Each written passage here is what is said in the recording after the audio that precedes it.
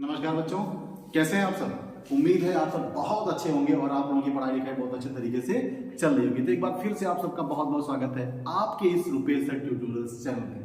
बच्चों, आपको थोड़ा सा फर्क लगा होगा, मैं हमेशा कहता था ना कि मेरे इस रुपेश सर ट्यूटोरियल चैनल पे, तो भैया चैनल मेरा नहीं है, आपका है। ठीक है, तो शुरुआत में मैं कहता हूँ ये चैनल आपका है, ये सब कुछ मैं आपका हूँ, तो इसको सब्सक्राइब करना ना भूलिएगा।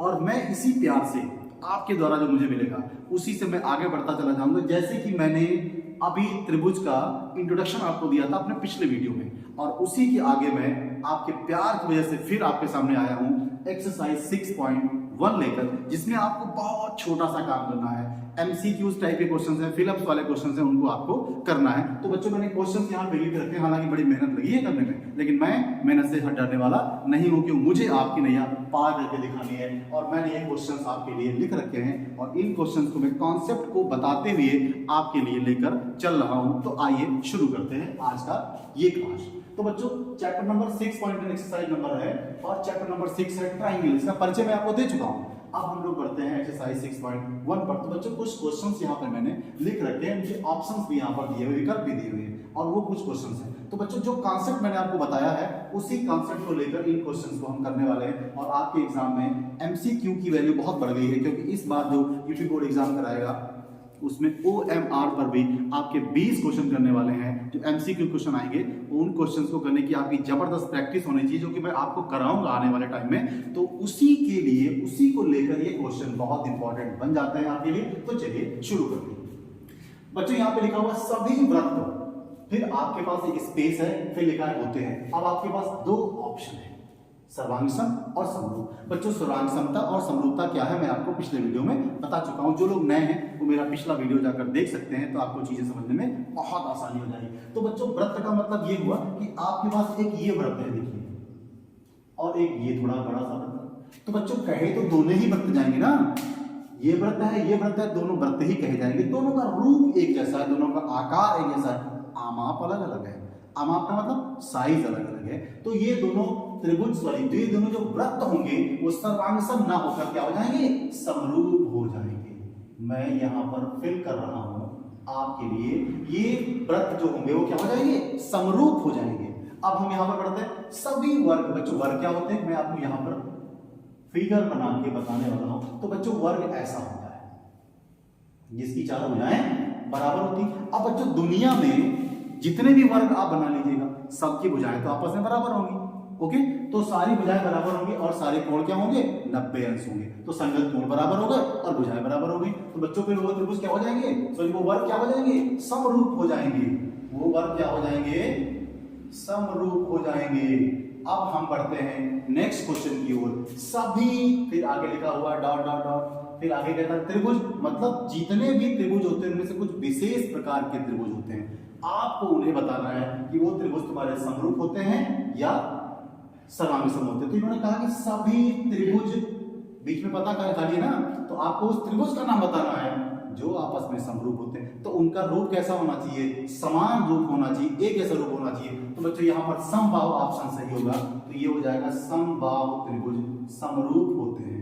और बच्चों, वो सर्वांगसम भी होते हैं, लेकिन यहां पर वो चीज ही नहीं दी है। तो समरूपता के लिए हम क्या करेंगे, समबाहु त्रिभुज को यहां पर लिख देंगे, हमारा आंसर सही हो जाएगा। अब बच्चों, ये क्वेश्चन बड़ा इंपॉर्टेंट है, आपके एग्जाम में आ सकता है। तो इन्होंने कहा कि भुजाओं की समान संख्या वाले बहुभुज। बच्चों, बहुभुज का मतलब होता है दो से ज्यादा भुजाएं, तीन से ज्यादा भुजाएं होती, सॉरी, उसको हम क्या बोलते हैं, बहुभुज बोलते हैं, तीन से ज्यादा भुजाओं वाली आकृति को।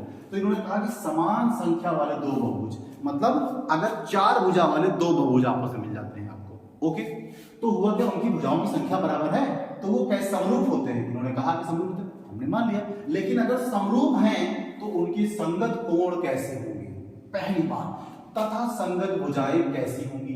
तो ऑप्शन दिए हमारे पास बराबर और समानुपाती। तो बच्चों, ध्यान करो, मैंने आपको बताया था अपने पिछले वीडियो में, अगर आकृतियां समरूप हैं तो उनके जो भुजाएं होंगी वो समानुपात में होंगी और जो संगत कोण होंगे वो बराबर होंगे। तो बच्चों, यहां पर क्या बोलना है, उनके संगत कोण, तो यहां पर लिखेंगे बराबर, ओके, होते हैं। तथा संगत भुजाएं कैसी होती हैं, समानुपाती होती हैं।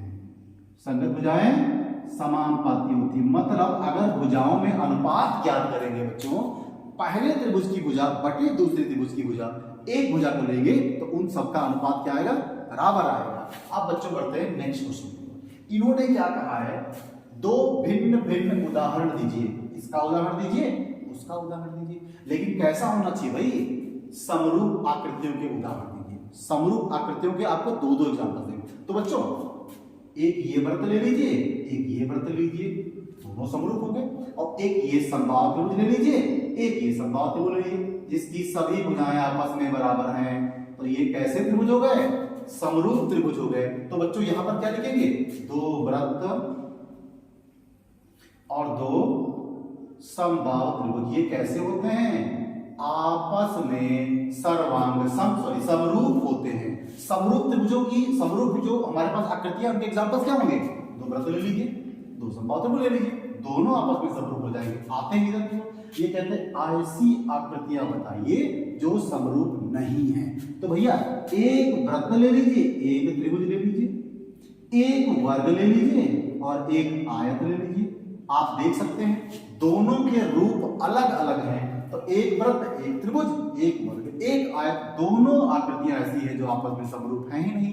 तो बच्चों इस तरह से आपके ये क्वेश्चन कंप्लीट हो जाते हैं। ये एमसीक्यू में आ सकते हैं और फिलअप में भी आ सकते हैं, लेकिन फिलअप वाले OMR में आपको नहीं करने होंगे। तो ये क्वेश्चन आपके एग्जाम में आएंगे जो आपका रिटन टाइप का होता है। तो एमसीक्यू और फिलअप्स के लिए बहुत इंपॉर्टेंट क्वेश्चन हैं। अब हम बढ़ते हैं यहाँ पर। तो जो मैंने आपको कॉन्सेप्ट सिखाया है कि हमारे जो समरूप आकृतियां होंगी उनके संगत कोण बराबर होंगे और संगत भुजाओं का अनुपात बराबर होगा। बोलना नहीं बिल्कुल इस बात को, बिल्कुल गांठ बांध लीजिएगा। अब हम यहाँ पर क्या देखते हैं, बताइए निम्न चतुर्भुज समरूप है या नहीं। तो समरूप है या नहीं तो हम कैसे पता लगाएंगे, कोई मशीनवा नहीं मेरे पास।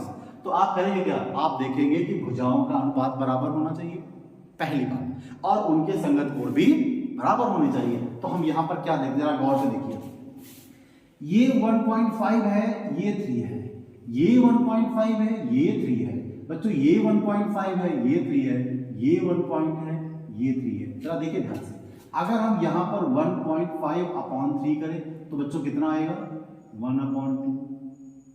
ओके, आप किसी भी तरह देख लीजिए, इनका अनुपात निकालिए, इनका, हर जगह से आप 1.5/3 करेंगे बच्चों तो 15 एकम 15 दोनों, हर जगह से 1/2 ही आएगा, 1/2 ही आएगा। तो कहने का मतलब भुजाओं का अनुपात आपका बराबर है। आप यहाँ इसको और इसको भाग करिए तो 1/2 आएगा, इसको भाग करिए फिर भी 1/2 आएगा, इसको भाग करिए फिर भी 1/2 आएगा। भैया इनको भाग करिए 1/2 ही आएगा। तो भुजाएं तो अनुपात में मिल गई। तो क्या हम इसे पूछ लेंगे भैया अगर भुजाएं अनुपात में है तो क्या तुम्हारा कोणवा भी अनुपात में है, कोण भी बराबर में है। तो हम क्या करेंगे, जरा आप आंखें खोल कर देखिए, क्या आपको ये कोण बराबर लगते हैं, बिल्कुल नहीं ना, दोनों के कोण अलग अलग है। देखिए 90 है बट ये 90 नहीं है। तो हमारे यहाँ पर क्या मिल गया, भुजाओं का अनुपात तो है लेकिन हमारे संगत कोण बराबर नहीं है।